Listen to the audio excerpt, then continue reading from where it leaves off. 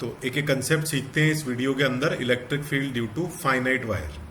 तो finite wire की वजह से इलेक्ट्रिक फील्ड निकालते हैं। तो देखो भाई, एक वायर है ये, और ये एक पॉइंट है जिसकी डिस्टेंस हमने कुछ आर ले ली, और ये पॉइंट है जहां पे हमने इलेक्ट्रिक फील्ड निकाल ली। ये जो परपेंडिकुलर मैंने ड्रॉ कर रखा है, ये एक तरफ से यहां से एक एंड से अल्फा एंगल बना रहा है और दूसरे एंड से ये बीटा एंगल बना रहा है। तो अब देखो भाई, इसको करने के लिए हम कूलम्स लॉ का यूज करेंगे, पर एलिमेंट एंड साथ में कुछ इंटीग्रेशंस करने होंगे इसके अंदर। तो देखो, यहां से एक एलिमेंट कंसीडर कर रहे हैं, एक्स डिस्टेंस पे जाके dx विड्थ का, एक्स डिस्टेंस पे जाके dx विड्थ का एक एलिमेंट कंसीडर करना है, और इसका एंगल भी कंसीडर करते हैं। ये एंगल है मान लो कुछ थीटा, ठीक है, ये एंगल है कुछ थीटा, और जो ये जो स्मॉल एंगल बनेगा एक और यहां से जो dx लेंथ एंगल बनाएगी, that will B D theta. ठीक है, आई होप समझ में आ रहा है। मैं थोड़ा और क्लीन इसको बना देता हूँ, डायग्राम को थोड़ा और क्लीन में बना देता हूँ, सो दैट समझने में कोई दिक्कत ना रहे। तो देखो भाई, इसके अंदर हमने ये ऐसे लिया एक, और एक और जो एलिमेंट लेने वाले, मतलब एक और जो मैं यहाँ पे लाइन बनाने वाला हूँ, that is like this. Okay, fine है। तो अब देखो, ये जो एंगल की मैं बात कर रहा हूँ, this angle is theta, and this angle is, ये जो स्मॉल एलिमेंट ने जो एंगल बनाया, that is what, that is D theta.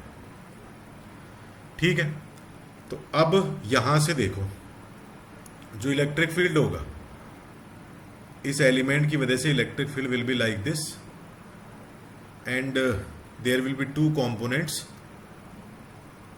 तो कंपोनेंट देखो क्या क्या हो जाएंगे इसके। तो देखो भाई, कंपोनेंट भी इसके बना लेते हैं। तो कंपोनेंट्स के लिए ये देखो, this component and the other one is this component. ठीक है, अब देखो, ये थीटा एंगल है, तो वर्टिकली ऑपोजिट से ये मैंने इसको ही आगे बढ़ा रखा है। तो ये अगर थीटा एंगल है, ये अगर थीटा एंगल है, तो देखो इसी को मैंने आगे बढ़ा रखा है, तो ये एंगल भी क्या हो गया, थीटा हो गया। ये थीटा है, तो ये देखो, ये वर्टिकली ऑपोजिट से ये भी कितना हो गया, थीटा हो गया। तो इसको मैंने क्या कहा, इसको मैंने डी कहा। तो ये कितना बनेगा बताओ, this will be D cos theta, और ये क्या बनेगा, it will B D sine theta. तो डी कॉस थीटा में सारे ऐड करने पड़ेंगे। देखो, कैंसिल आउट नहीं हो पाएगा, क्योंकि ऊपर का हिस्सा अलग है, नीचे का हिस्सा अलग है, बराबर नहीं है। बिल्कुल मिडिल में अगर ये पॉइंट होता, तो डी साइन थीटा में इधर से एलिमेंट लेता, तो डी साइन थीटा वाला कंपोनेंट कैंसिल हो जाता। बट एकदम मिडिल में नहीं है ये, ऊपर की लेंथ अलग है, नीचे की लेंथ अलग है। तो हमें डी साइन थीटा का भी रिजोल्यूशन, डी साइन थीटा का भी अल्टीमेट इंटीग्रेशन करना पड़ेगा टोटल वर्टिकल कंपोनेंट निकालने के लिए, और ये जो perpendicular component d cos theta, इसका भी इंटीग्रेशन करना पड़ेगा। तो ये देखो, E perpendicular equal to integration d cos theta. ये दो कंपोनेंट यहाँ पे निकलेंगे, परपेंडिकुलर कंपोनेंट भी, ये वाला भी। मैंने बताया कि डी साइन थीटा कैंसिल नहीं होगा, क्योंकि नीचे एलिमेंट लोगे तो डी साइन थीटा उसका भी आना है, कैंसिल नहीं होना, सब्ट्रैक्ट हो जाना, वो इंटीग्रेशन खुद ही हैंडल कर लेगा उसको, जीरो नहीं होना बट वो। तो ई परपेंडिकुलर, तो अब आगे देखो, ई परपेंडिकुलर जो होगा, that will be what, it will be equal to d will be, इसका चार्ज मैंने के डी क्यू मान लिया, के डी क्यू डिवाइडेड बाय, अब ये जो डिस्टेंस है, ये डिस्टेंस हमें लिखनी पड़ेगी। तो ये डिस्टेंस अभी देख लेते हैं। अभी मैं इसको एक बार कुछ z लिख देता हूँ, ठीक है ना। अब इसको कन्वर्ट कर लेंगे अपन। तो k d q by z square और इंटू कॉस थीटा, इसको अभी कन्वर्ट करना है। तो कन्वर्ट करना है, z को भी एंगल थीटा के टर्म में कन्वर्ट करना है। तो कॉस थीटा तुम लिख सकते हो, वो ये, इसको मैंने z कहा है भाई, इसको z कहा। तो cos theta is equal to base by hypotenuse. तो z is equal to r by cos theta, ठीक है, आर बाय कॉस थीटा हो गया। तो आर बाय कॉस थीटा हो गया। अब यहाँ पे देखो ये जो डी क्यू है इसको भी हमें फर्दर लिखना है। तो इस डी क्यू को कैसे लिखोगे, d q is equal to lambda, d q will be lambda d x. और ये डी एक्स कैसे लिखोगे, tan theta, tan theta is equal to perpendicular, perpendicular by base, tan theta perpendicular by base. तो x is equal to r tan theta, x is equal to r tan theta. इसको both side theta के respect में differentiate करो। तो d x by d theta is equal to r secant square theta. तो d x will be equal to what, r secant square theta d theta. तो d x का काम भी हो गया अपना और z का काम भी हो गया अपना, सब कुछ थीटा में कन्वर्ट हो गया। तो अब मैं इधर लिखता हूं इसको। तो अब जो ई परपेंडिकुलर है that will be equal to what, E perpendicular equal to integration k d q, d q का मतलब लैम्डा इंटू डी एक्स का मतलब r secant square theta d theta. और नीचे बताओ z की जगह r secant theta, it means r square secant square theta. और साथ में क्या था बताओ, कॉस थीटा, ये आ गया कॉस थीटा, ठीक है। Secant square theta secant square theta cancel हो गए। और अब यहां से देखो एक आर भी कैंसिल हो गया। और लिमिट क्या लगाओगे बताओ, ये वाली डायरेक्शन में तुमने थीटा को पॉजिटिव लिया तो ये रेफरेंस लाइन है, बीटा और अल्फा फुल कवरेज हमें इस वायर का करवाना है। तो इस परपेंडिकुलर से अगर एंगल देखोगे तो ये एंगल क्लॉकवाइज डायरेक्शन को पॉजिटिव लिया है, पर ये रिवर्स सेंस में चल रहे हो बीटा के लिए। तो ये क्लॉकवाइज सेंस को तुमने पॉजिटिव लिया है, बट इस रेफरेंस लाइन से बीटा रिवर्स सेंस में जा रहा है। तो लिमिट क्या लगाओगे, लिमिट लगाओगे भाई माइनस बीटा टू एल्फा। तो लिमिट इसकी माइनस बीटा टू एल्फा लगेगी। तो जो ई परपेंडिकुलर का आंसर आएगा दैट विल बी के lambda by are, k lambda by small are. और अब क्या बचा, कॉस थीटा का इंटीग्रेशन क्या बन गया बताओ, साइन थीटा बन गया। It will B sine theta. और लिमिट क्या बन गई, लिमिट बन गई माइनस बीटा टू एल्फा। तो E perpendicular will be equal to, E perpendicular equal to k lambda by r, upper limit minus lower limit लगाओ तो sine alpha minus sine minus beta, और हमें पता है sine minus beta will be equal to minus sine beta. तो answer will become plus sine beta. तो this is perpendicular component. तो एक कंपोनेंट आ गया अपने पास परपेंडिकुलर वाला, ऐसे ही पैरेलल वाला कंपोनेंट भी हमें निकालना है। तो पैरेलल वाले कंपोनेंट के लिए भी इसी तरह की कैलकुलेशन हमें करनी पड़ेगी। वहां पर डी साइन थीटा आएगा, ठीक है, तो उसको भी अपन कर लेते हैं। तो देखो भाई उसके अंदर हम जब इंटीग्रेशन करेंगे ऊपर, तो उसके इंटीग्रेशन के अंदर ई पैरेलल में उसको नाम दे रहा हूं। तो E parallel, E parallel equal to integration d E sine theta d theta, और लिमिट वही लगनी है माइनस बीटा टू एल्फा। देख सकते हो लिमिट, देखो मैं फिर से बता देता हूं, लिमिट इसकी वही माइनस बीटा टू एल्फा लगनी है। देख पा रहे हो स्क्रीन पे माइनस बीटा टू एल्फा। तो बेटा डी अभी जैसे मैंने सॉल्व किया था सारा, ये सब कट हो गया था वो सारा, तो फिर से सेम टू सेम आना है। बस कॉस थीटा की जगह क्या आ जाना है, साइन थीटा आ जाना है। तो कॉस थीटा की जगह साइन थीटा आ जाना है, बाकी सारा का सारा कट हो जाना है। तो मैं इसलिए उसको डायरेक्टली लिख देता हूँ अब यहाँ से। तो E parallel equal to d, ये तो सॉल्व कर लिया तुमने पूरा। तो it is k lambda by r, k lambda by r sine का इंटीग्रेशन, साइन एक बार मैं उसको ऐसे लिख देता हूँ, साइन थीटा डी थीटा, और लिमिट क्या लगाओगे माइनस बीटा टू एल्फा। तो जो ई पैरेलल होगा that will be equal to k lambda by r, upper limit minus lower limit sign alpha minus sine minus beta. तो E parallel, sorry sine का integration अपने को करना था, थोड़ा सा इसको ठीक कर लेते हैं। तो यहाँ पे देखो साइन का इंटीग्रेशन हमें पहले करना पड़ेगा, that will be minus cos theta, उसके बाद में ये चीज़ आई। तो देख लो भाई, इसको अब मैंने साइन का इंटीग्रेशन किया तो it will be what, it will be minus cos theta.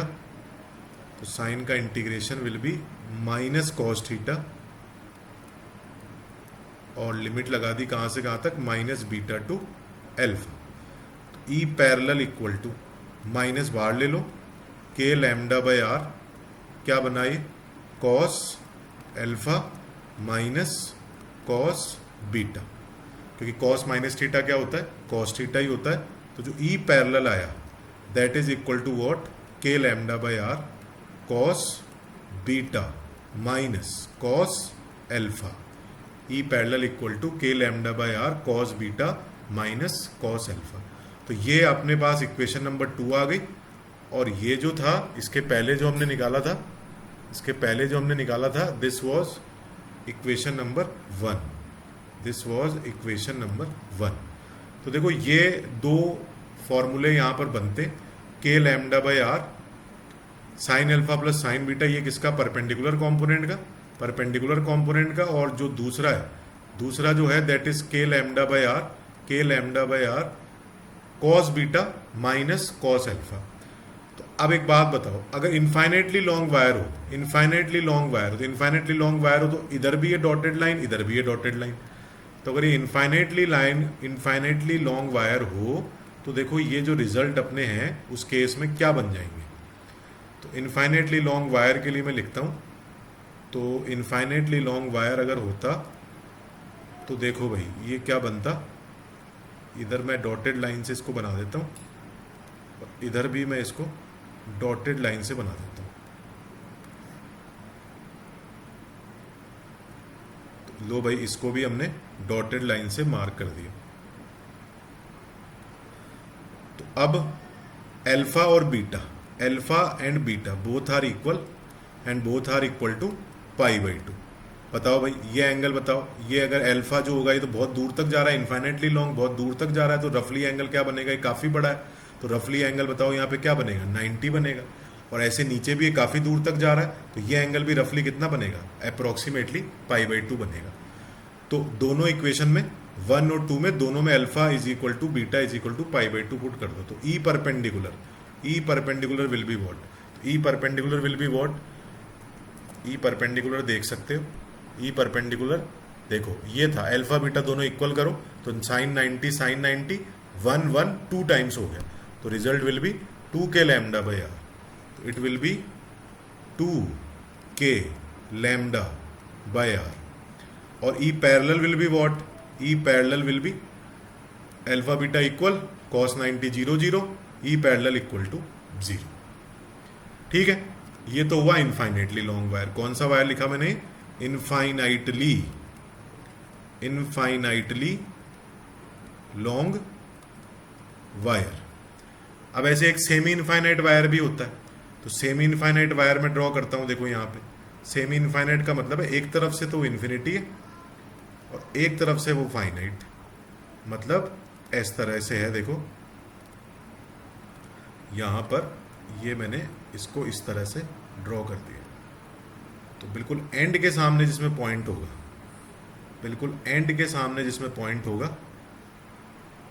ये पॉइंट यहां पर फील्ड बतानी है। दिस इज सेमी इनफाइनाइट, तो ये सेमी इनफाइनाइट है। तो ये वाला जो पॉइंट है इस पॉइंट पे फील्ड लिखनी है।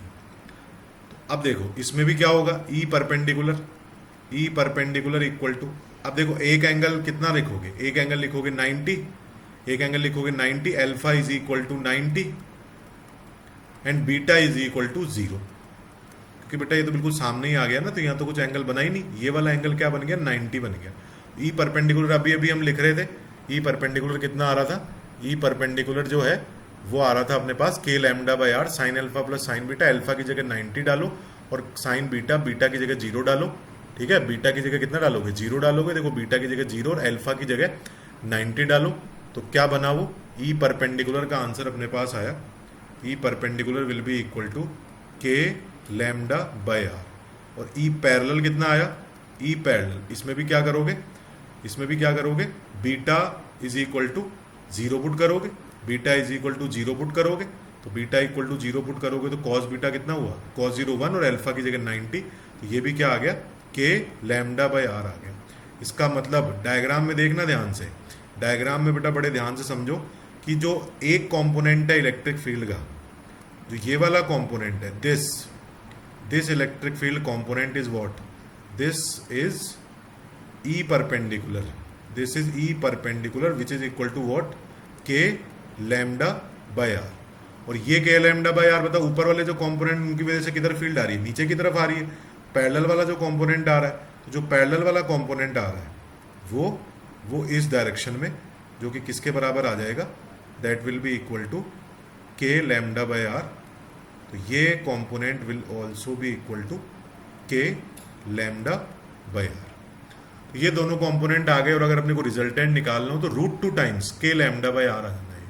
तो इट विल बी रिजल्टेंट अगर निकालेंगे तो दोनों का मिडिल में चला जाएगा, और resultant answer will be √2 times के लैम्डा बाय आर। तो ये फाइनल इसका आंसर है।